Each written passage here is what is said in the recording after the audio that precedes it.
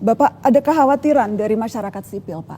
Proses pembentukan undang-undang kita, proses legislasi, makin jauh dari rakyat, Pak. Tidak ada partisipasi publik yang bermakna. Dan menjadi semakin krusial hari-hari ini, Pak. Terutama karena kalau kita lihat daftar RUU yang akan segera dibahas di DPR, RUU Kepolisian, RUU Kejaksaan, hingga RUU Penyiaran, Pak Presiden. Dan dalam berbagai RUU ini tampak ada pola yang mirip, Pak. Wewenang aparat negara diperbesar, warga negara diperkecil perannya. Saya spesifik mau bertanya soal RUU Polri, Pak. Karena di situ tampak bahwa kewenangan kepolisian akan ditambah, padahal justru isu krusialnya adalah pengawasan yang minim. Dilihat dari berbagai abuse of power yang dilakukan oleh aparat, dari mulai kasus pelecehan seksual perwira, dari mulai korupsi, dari bagaimana aksi kekerasan yang dilakukan aparat. Saya ingin tahu pendapat Bapak sebagai presiden pribadi. Bapak setuju polisi perlu diperluas kewenangannya atau justru malah harus ditambah pengawasan dan wewenangnya diperkecil, Pak Presiden? Baik, saya jawab ya. Jadi terima kasih. Ya, ini akan saya perhatikan. Saya memang percaya dengan sistem ya, tadinya Menko Polkam, habis itu Kapolri, kan ada juga kalau tidak salah apa itu oversight yang di atas Polri itu, komisi Kompolnas, ya kan, itu juga terdiri dari tokoh-tokoh itu kan. Kemudian kita juga punya, ya kita kan punya sistem politik bahwa semua undang-undang itu kan dibahas oleh semua partai politik yang dipilih oleh rakyat, kan begitu kan? Ya, jadi itu ya. Tapi terima kasih masukan itu, saya akan kasih perhatian khusus sekarang. Mungkin alinea akan saya pelajari. Ya. Sebetulnya tadinya saya anggap undang-undang TNI adalah hanya masalah yang krusial, itu kan hanya masalah penundaan penambahan usia pensiun. Tiga pasal, Pak. Iya. Tapi yang intinya kan itu yang ada perubahan. Yang lain kan tidak ada.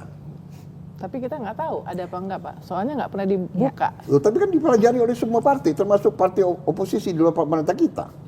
Dan iya kan? Kembali ke itu, Pak, karena prosesnya yang tidak transparan, draft yang terkadang kerap kali tidak terbuka. Kemudian juga pertemuan bahkan sudah diketok belum dikasih tahu. Pertemuan bukan di lembaga DPR tetapi di luar ruangan parlemen begitu. Maaf ya, tapi ini kan sudah berjalan belasan tahun. Anda paham kan, kadang-kadang orang itu istilahnya menyelesaikan suatu masalah itu kadang-kadang ada istilah konsinyir. Mereka kerja berapa hari tanpa berhenti loh itu. Tapi ya, kuncinya rakyat jadi, tidak mendapatkan akses untuk ikut, Pak. Itu jadi peran rakyat tidak ada. Itu mekanisme itu bisa kita perbaiki. Tapi kan ada beredar naskah-naskah ngarang karangan kan begitu kan? Karena naskah resminya tidak diberikan, Pak. Come on. Kan Anda kan punya wakil rakyat. Kan ada sekian ratus wakil rakyat. Tidak semua di pemerintahan. Benar nggak? 80% koalisi Bapak. Iya, 80%. Oke. Tapi kan kalau mereka tidak setuju, bagaimana? Jadi dalam arti, mari kita koreksi itu. Kalau tidak puas dengan transparansi, kita bikin transparan. Tapi jangan ngarang gitu loh. Ya kan? Ngaku bahwa ini draft. Ya kan? Orang kita aja belum, saya sendiri sebagai presiden belum bikin surat ke DPR kok. Iya kan?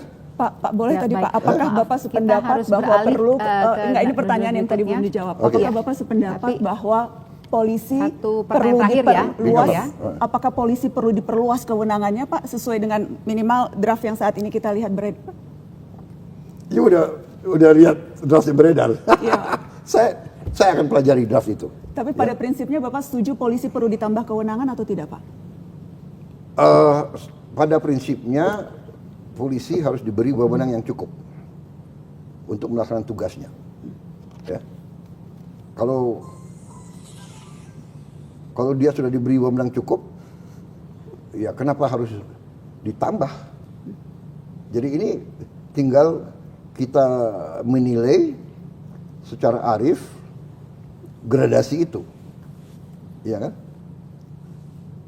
Kalau polisi sudah diberi wewenang yang cukup untuk melaksanakan tugasnya, ya kan, untuk memberantas kriminalitas, memberantas penyelundupan, narkoba dan sebagainya, melindungi masyarakat, keamanan tertib, saya kira cukup.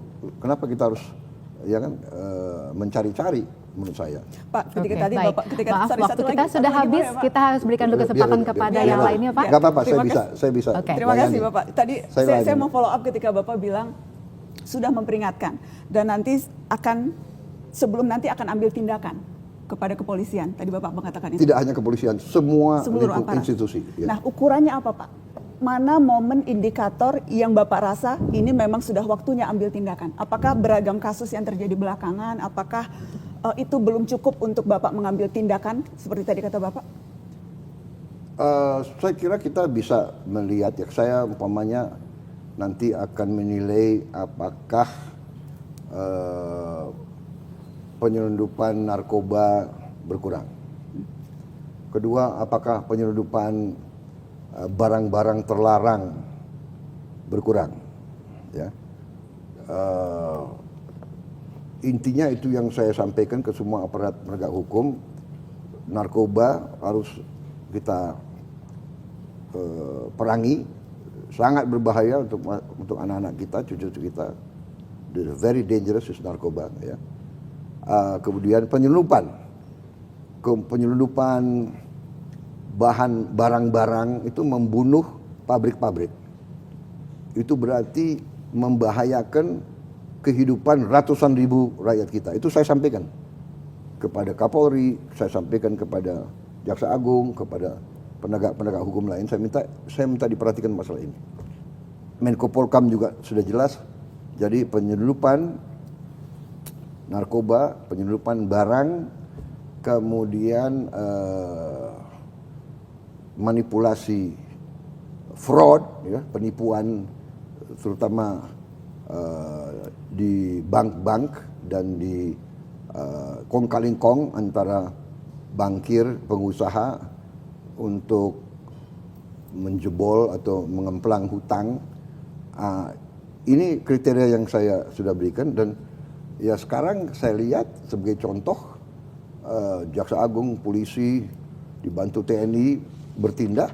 Kita sudah menyita 1 juta hektar kebun-kebun melanggar, kebun bermasalah, dan kemungkinan dalam waktu dekat akan sampai 2 juta. Saya dapat laporan, ya, ini laporan dari BPKP, Jaksa Agung, ya. Ini sebelum saya jadi presiden, di kabinet sebelum saya udah dilaporkan ada kurang lebih 3,7 juta kebun kelapa sawit yang bermasalah, yang melanggar aturan dan melanggar hukum. Jadi saya bilang kalau itu temuan lembaga judisial, aparat penegak hukum, proses sesuai hukum. Ya, jadi menurut saya sudah ada kemajuan. Ada hal-hal yang tadinya kasus-kasus yang tidak berani disentuh, bisa kita mulai bertindak. Ini bukan pekerjaan ringan. The road is still long, perjalanan masih jauh. Ya, saya terus terang, tapi saya sudah kasih peringatan dan saya sudah menghimbau. Saya pernah kumpulin hampir berapa ratus perwira kepolisian di Akademi Kepolisian. Kapolri yang undang saya bicara, saya bilang saudara-saudara, ini masalah bangsa dan negara. Jadi saudara sekarang ujung tombak. Yang saya katakan, kalau narkoba tidak kita berantas, yang hancur anak-anak kita, masa depan kita hancur. Anak-anak usia produktif rusak. Dan cukup mengkhawatirkan jumlah yang sudah kena nyandu. Yang di dalam penjara pun anak muda banyak sekali. Ini saya perintahkan ditinjau kembali kalau perlu masuk rehab. Saya sudah sampaikan itu. Saya sampaikan ke mereka. Ya kan? Jadilah Anda pahlawan bangsa, menyelamatkan masa depan bangsa, berantas narkoba, berantas penyeludupan. Ya kan?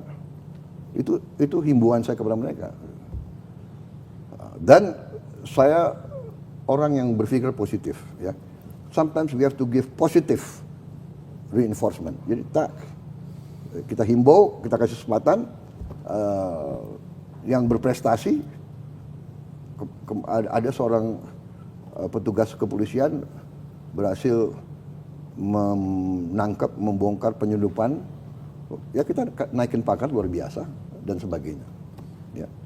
Saya kira itu jawaban saya. Tapi saya nangkap concern masyarakat dan saya akan ya bicara dari hati ke hati.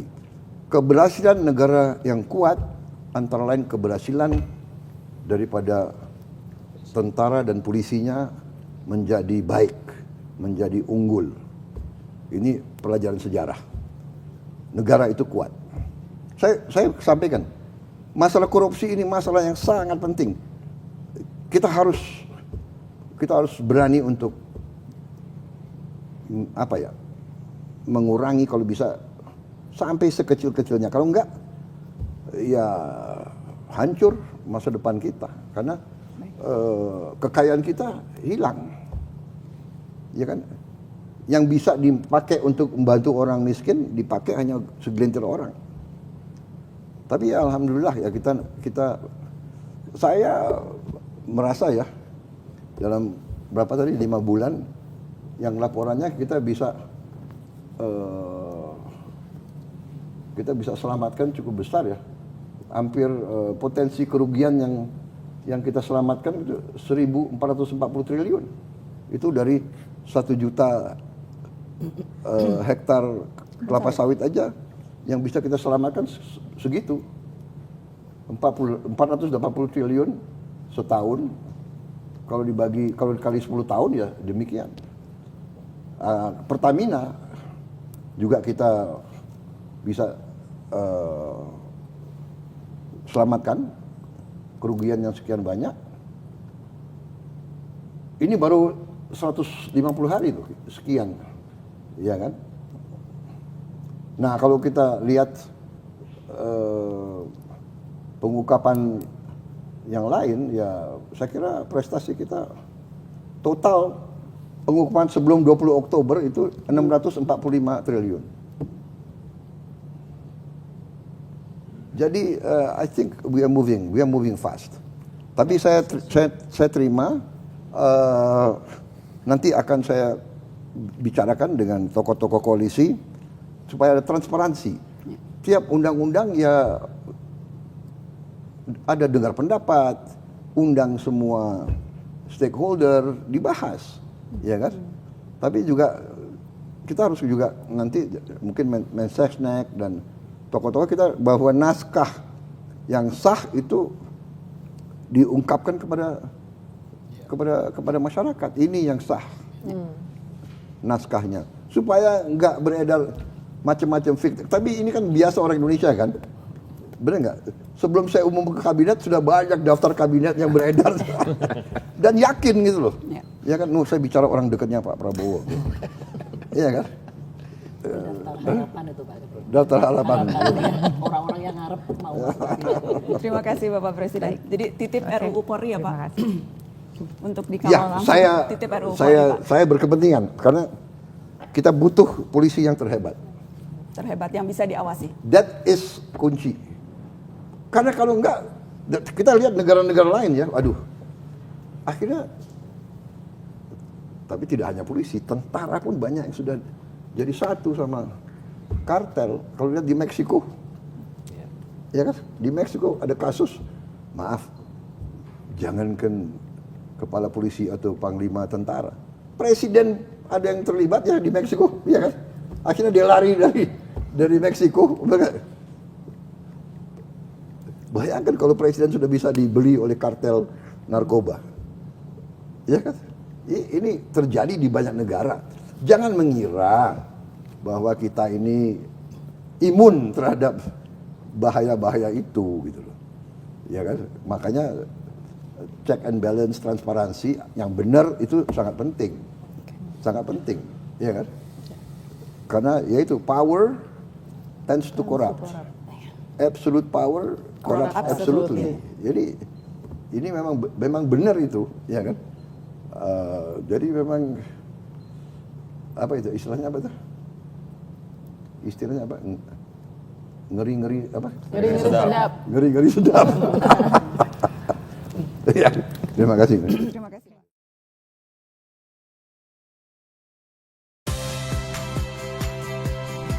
Saya Audrey Chandra. Saksikan program-program Kompas TV melalui siaran digital, pay TV, dan media streaming lainnya. Kompas TV, independen, terpercaya,